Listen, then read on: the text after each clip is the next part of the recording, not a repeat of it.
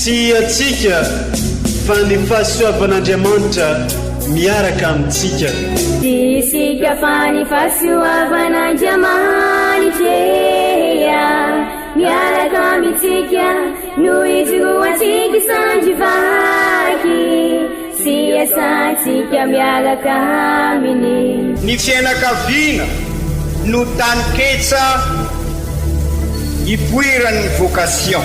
Déploie ton cœur et viens nous sauver. Délivre-nous de tout. Fa sisika tokoa fa ny fahasoavan'Andriamanitra miaraka amintsika. Sisika fa ny fahasoavan'Andriamanitra miaraka amintsika no ijoroantsika sandrivaky sy asantsika miaraka aminy. Fa olo raika tokoatranisika ao aminy, fianakaviana iray ao aminy, tsy misy hevitrevitra. Ny olo no mampizara indraindray fa Andriamanitra i Jesoa lay mpiandrony tsara ran'olotra ny aina olo raika. Ary ao amin'ny fiangonana ao amin'ny eglizy dia sambatra atsika mahasapa an'izay.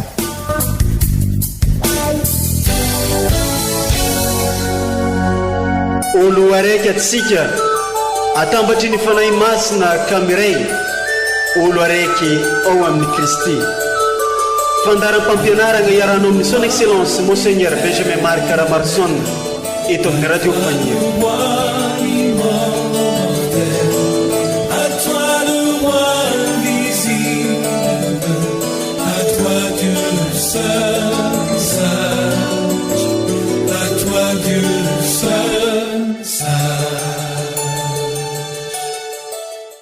Be fitiavagna antsika Andriamanitra ka nomeny antsika ny zanany, ary nolatsa-tegna ho mpanompo i Kristy mba ohatra sy ho fampianaragna ho antsika rehetra mpagnaradia azy.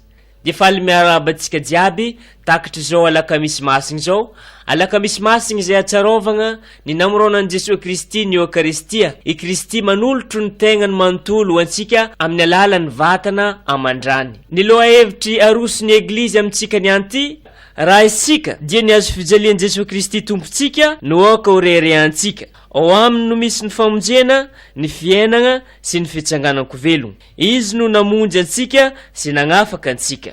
Koa magnentagna antsika jiaby hiaraka iaino ny tenin'Andriamanitra amin'ny alalan'ny vaky-teny telo izay aroson'ny Eglizy amintsika amin'ity andro niany ity.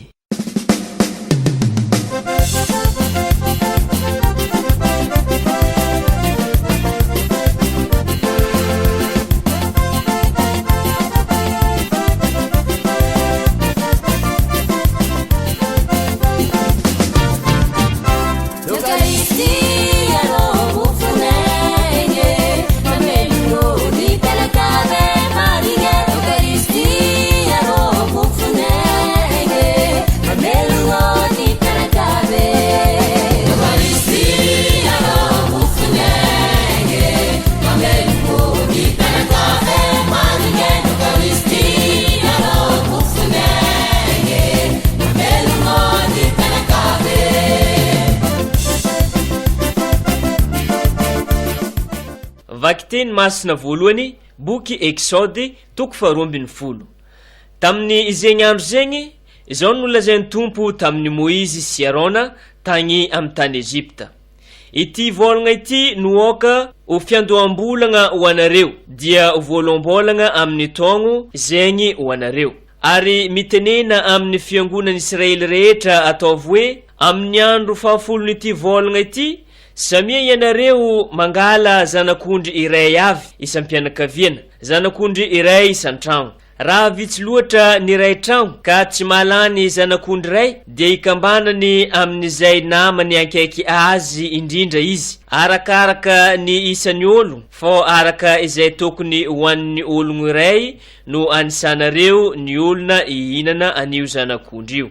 Dia ho zanak'ondry tsy misy kilema sady lahy ary efa erintaogno ny alainareo, dia zanak'ondry na zanak'osy. Dia ho tananareo izy hatramin'ny andro faefatra ambin'ny folon'ny volagna io, vao samy amono azy ny fiangonan'ny Israely rehetra amin'ilay aty takariva iny. angalana ny rany atentina amin'ny tolana roa sy ny tataom-baravarany trano inanana azy ary hoanigny amin'ny aligny io ihany ny nofony. Voatsatsika amin'ny afo no inanana azy miaraka amin'ny mofo tsy misy lalivay sy agnana mangidy ary toy izao no inananareo azy: ny andilagna voasikigny, ny tongotra voaisikapa, ny tagnana mitantehigny. Ny fihinanana azy atao faingana. Pakan'ny tompo izany. Andalo mamaky ny tany Ezipta aho amin'io andro io, ka nilay matoa rehetra amin'ny tany Ezipta ho vonoiko, hatramin'ny olona ka hatramin'ny biby. Isy fitsarana hoefaiko momba ny Andriamanitra ny Ezipta rehetra, fa izao no tompo. Ny raha dia ho famantarana ny tsimbinana anareo eo amin'ny tragno misy anareo. Ho hitako ny raha dia holalovako fotsiny ianareo, ka tsisy loza ahafaty anareo rehefa amely ny tany Ezipta aho. Ataonareo tsy very tadidy izany andro zany, fa ankalazainareo amin'ny fety iderana ny tompo. Ankalazainareo amin'ny taranaka anareo mifandimby ho zavatra nalahatra haharitra mandrakizay. Izany ary ny tenin'ny tompo, isaorana ny Andriamanitra.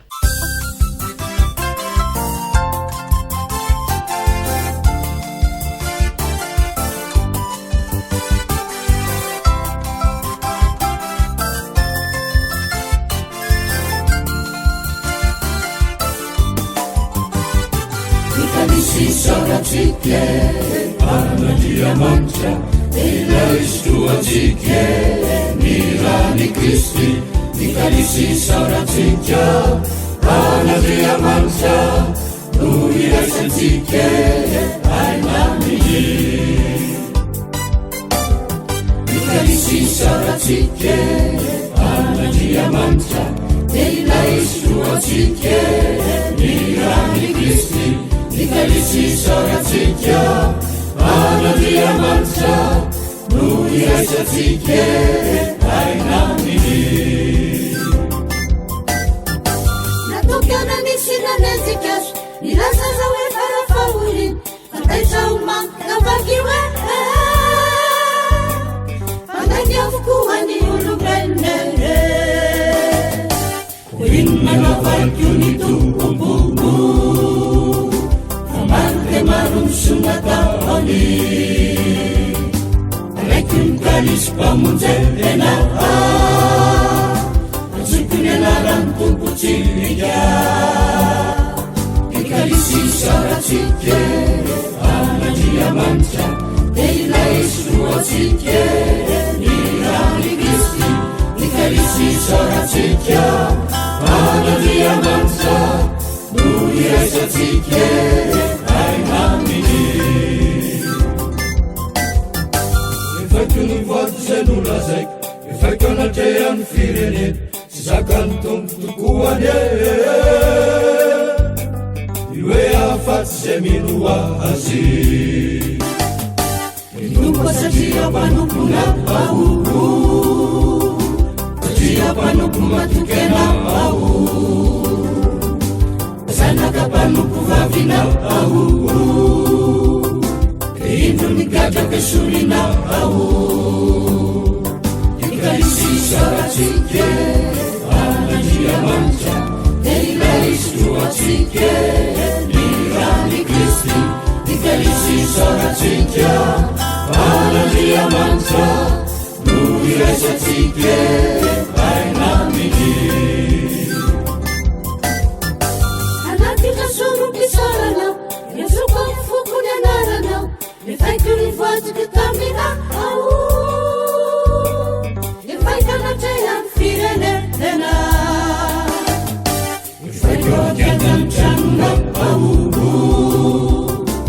Jerusalem atanana au,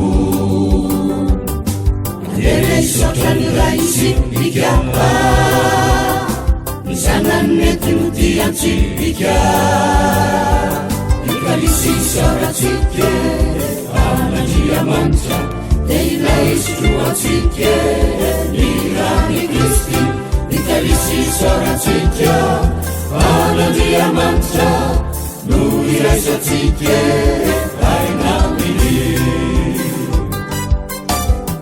Ikalisi soratsike, Andriamanitra, Kristy nikalisisaratsika anandriamanitra no iraisatsika ainaminy. Vakiteny masina faharoe taratasy voalohany masin-dapoly apôstôly ho an'ny kristianina tany Korinty. Ry kristianina havana, izao no noraisiko tamin'ny tompo sy nafindrako taminareo kosa.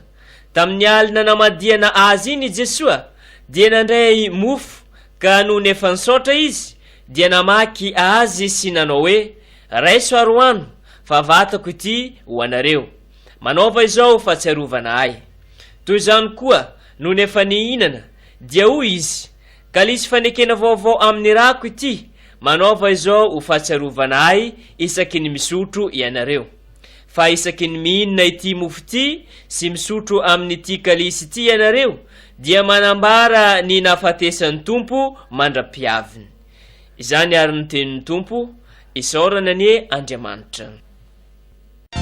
Ny teninary tompo no teny mahavelona, ny teninary tompo masina, ny teninary tompo no teny mahavelona, ny teninary tompo masina.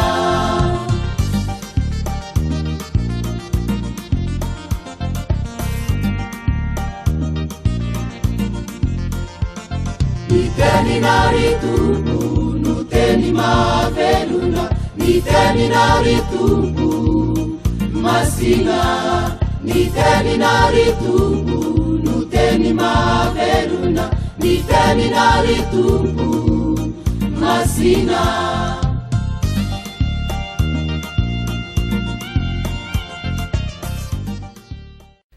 Evanjely masina nosoratany masinda John apôstôly, voninahitra ny eo anao ry tompo.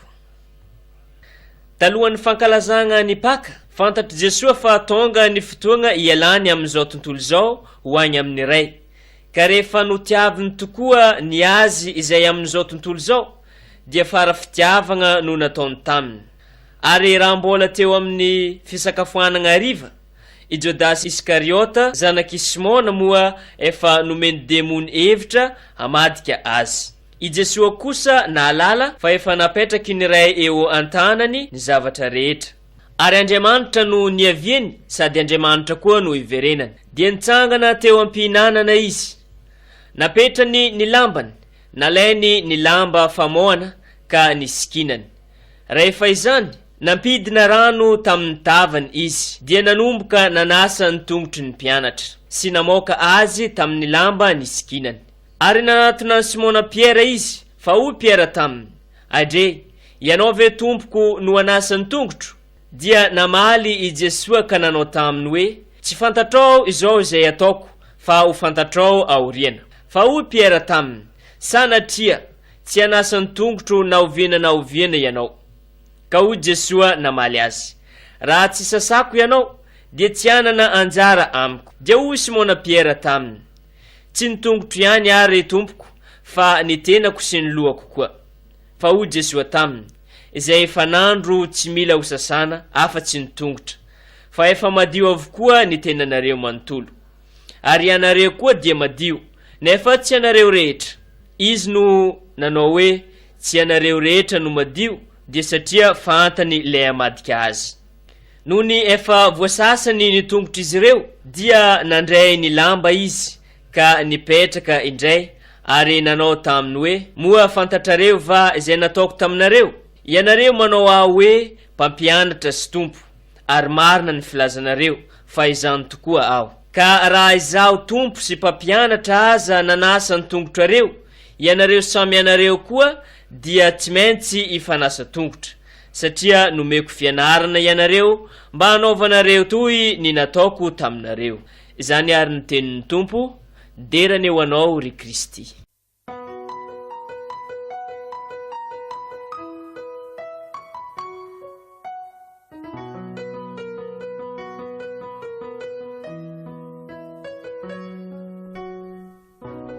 Ry kristianina havana, izao alakamisy masina izao no anehoany Kristy eo masony ireo pianany ilay zavatra hitranga amin'ny famonjenany zao tontolo izao, ho famonjena antsika olombelona amin'izao mahamasina.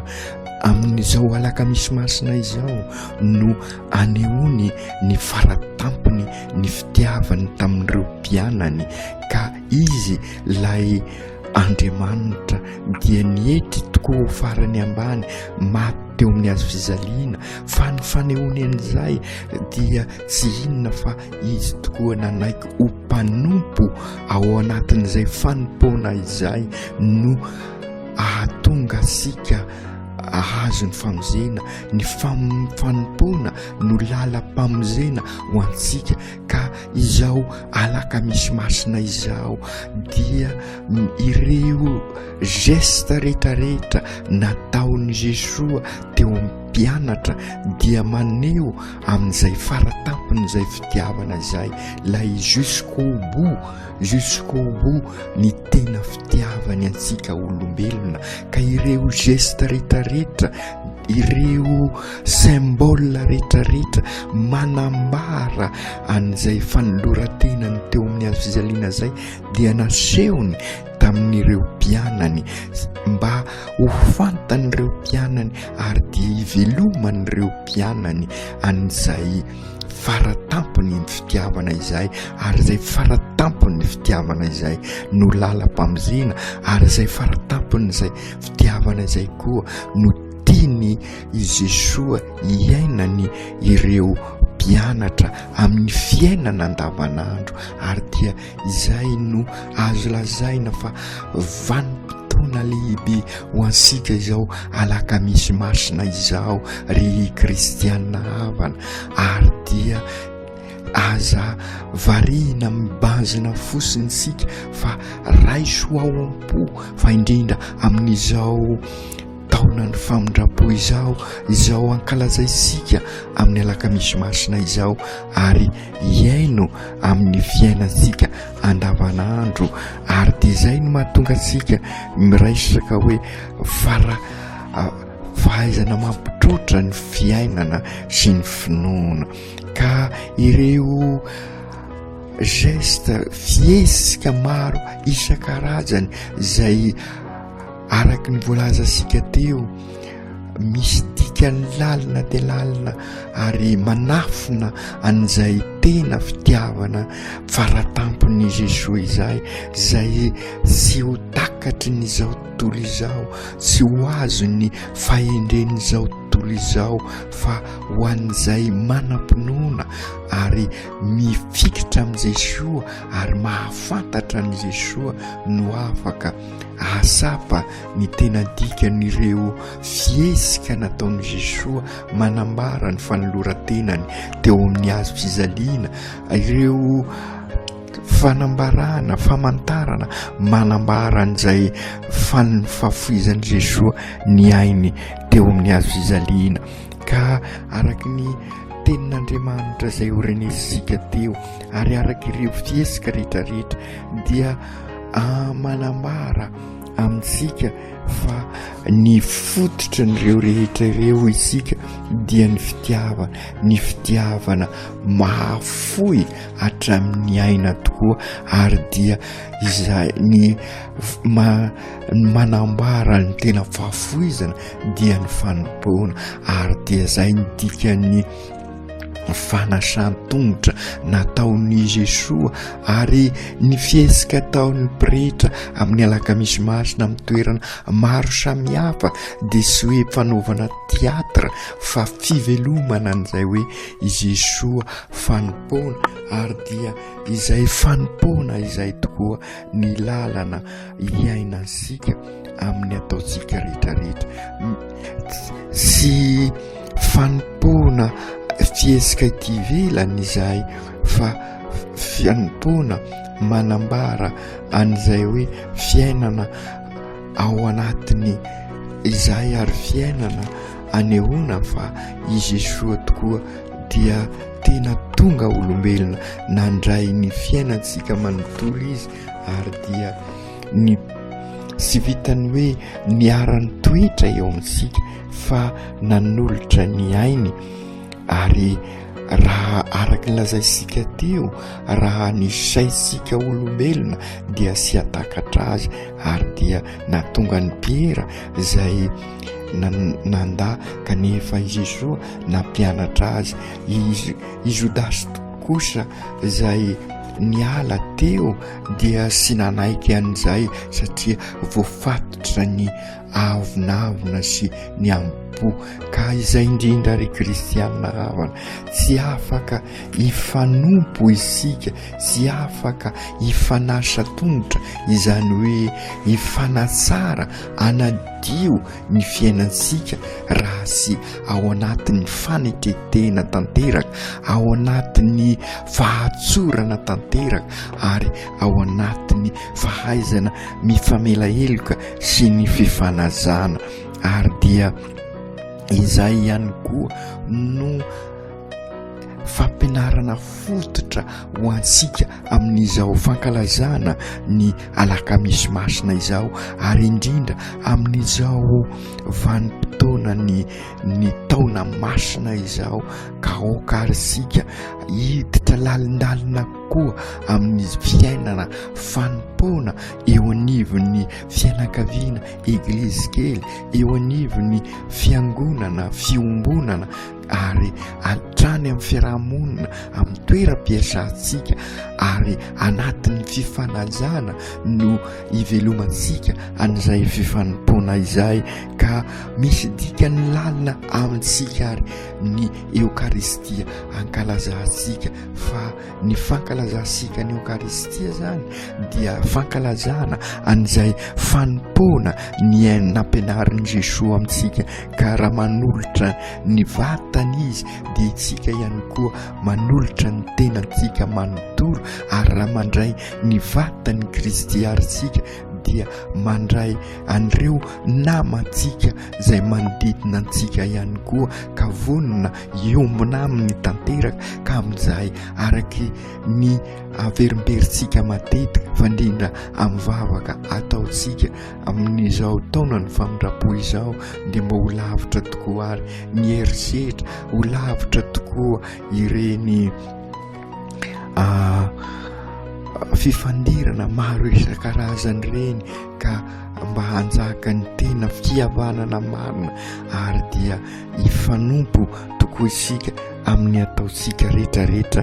Ka rehefa vory isika mankalaza ny Eukaristia dia mankalaza ny fiainansika andavanandro, fiainana zay mampibaribary fa i Kristy mangala antsika amin'ireo zay lototsika rehetrarehetra, ka mampiditra sika amin'ny fiainam-baovao, ary anampy ansika iombona bebe koa aminy, ary dia ampanjaka ny rariny sy ny isiny amin'ny ataontsika rehetrarehetra, amin'ny fiainansika andavanandro. Hifanasoa isika amin'izay, anadio ny fiainantsika, hifanatsara fa sy hifanarasy, hifanasa tongotra fa sy hifanasa avangy araky ny fiteny ataontsika. Ka i Jesosy ny anampy ansika iombona amin'ny bebe koa, ary dia izay no iarahantsika miditra amin'izao takariva izao, ka novasika ny fiambenana masina mba iombonantsika bebe koa, ka atonga antsika ary anana fo vaovao, ary hiaraka anao ny asa rehetra iombonantsika amin'ny Jesosy, amin'ny fiainansika manontolo. Ry Jesosy Tompo, saronay tokoa ireo fiesika maro isan-karazany nanehonao ny faratampony fitiavanao anay, ary ilay sakafo farany nanaovanao veloma tetỳ tany amin'izao alakamisy masina izao, dia mba mampibaribary aminay fa izay iray vasy, iray aina tokoa, fa iray aina aminao zahay. Ka ingany ireo fiesika nataonao sy ireo teny feny fitiavana nataonao mba hiainanay koa ampio zahay anam-pitiavana takanao ho tia amin'ny herinay rehetra ary hatramin'ny farafofonanay ka vonona hifanompo hifanasoa hifanatsara izahay ka niteraka ny fiainanay ny finoana ianao ahay ampitrotra ny finoana sy ny fiainana andavanandro zahay amin'ny ataonay rehetra aoka tanteraka izany amin'ny anaran'ny Ray sy ny Zanaka sy ny Fanahy Masina. Amen.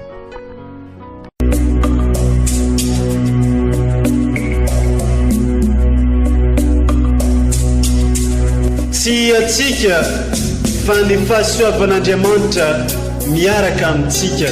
Isika fa ny fahasoavan'Andriamanitra miaraka amintsika no ijoroantsika sandrivaky sy asantsika miaraka aminy.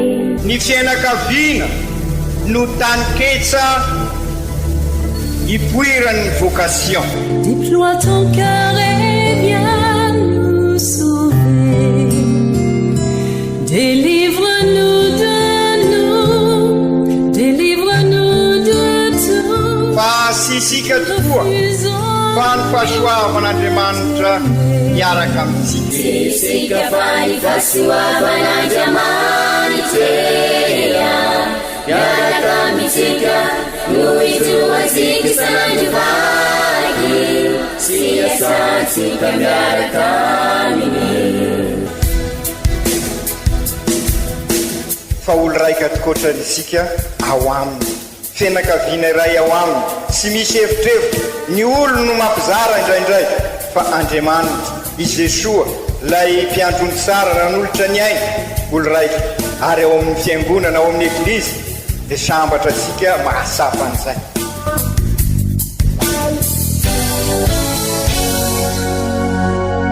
Olo araiky atsika atambatry ny fanahy masina kamiray olo araiky ao amin'ny Kristy. Fandaram-pampianarana iarana amin'ny son excellence Monseigneur Benjamin Marc Ramarson eto amin'ny radio Fania.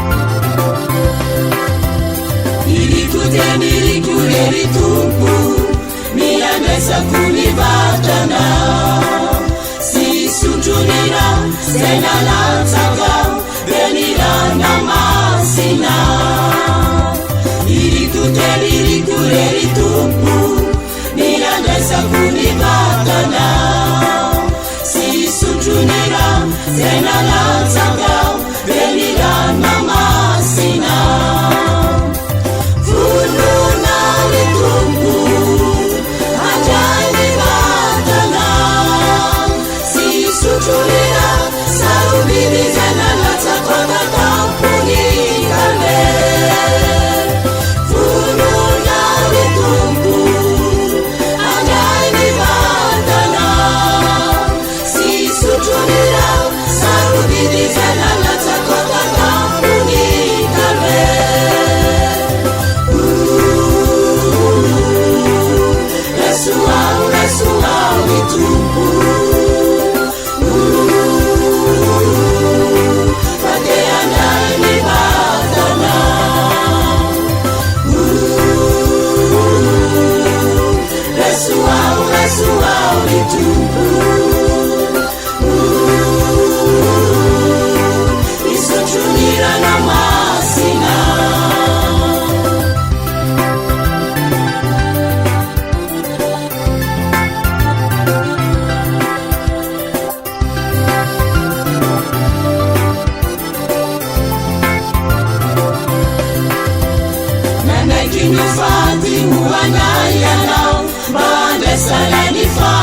famonjy mialaina taminazo fijalianao kanisaky reotana nanaiky nifaty hoanay anao mandraisanay ny famonjy mialaina taminazo fijalianao kanisaky reotana volonao ny tompo anday vatana sy sotrolera sarorinizanalatsakakalapolikare volonao ny tompo anday vatana sy sotrolera sarorinizanalatsakakalapolikare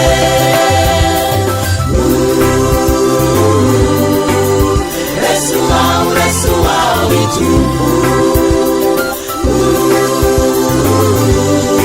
Pate andai ni vatana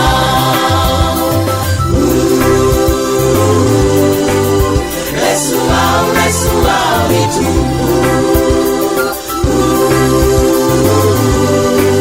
Isutulira na masina